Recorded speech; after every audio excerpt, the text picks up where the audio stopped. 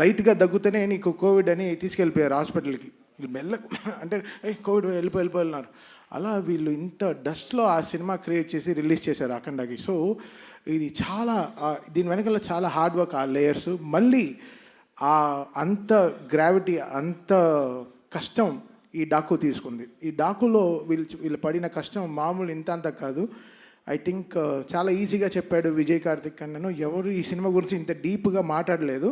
But ఈరోజు అనంతపూర్లోనే మేము చాలా పెద్ద పెద్ద స్పీచెస్ ప్రిపేర్ చేసుకున్నాం. అంటే స్పీచ్ కాదు, but the content of the film ఎలా చెప్పాలి, దీన్ని ఎలా మనం కరెక్ట్గా జనాలకి తీసుకెళ్ళాలనేది. సో డాకు ఒక కొత్త వరల్డ్, వీళ్ళు క్రియేట్ చేసుకున్న ఒక వరల్డ్. అది బాలయ్య గారు అసలు ఆయన సైజు, అది సినిమా తీసుకుంది అసలు మామూలుగా లేదు. ఇంకా అంటే నేను చాలా రోజుల తర్వాత నేను డైరెక్టర్ కొట్టుకు తెచ్చాం డిటిఎస్ థియేటర్లో. అసలు మామూలు కొట్టుకు చావట్లేదు, రెక్కలన్నీ ఉన్నాయి, చూపిలేకపోతున్నాను లోపల గుండె